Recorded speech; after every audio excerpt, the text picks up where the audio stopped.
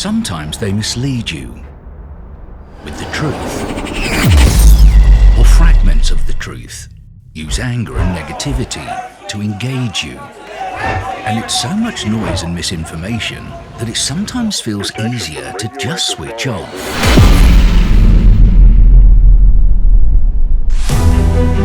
We have spent years designing an independent technology that could actually make news relevant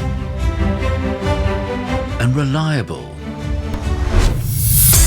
And now we ask, why not use an app that doesn't just gather all the information you can't miss out on in one place, but is the only one in the world to guide you to the best crafted stories?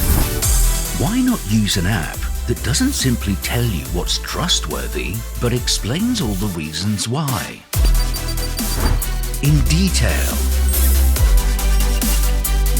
so you can make up your own mind, whilst helping you summarize and connect the dots?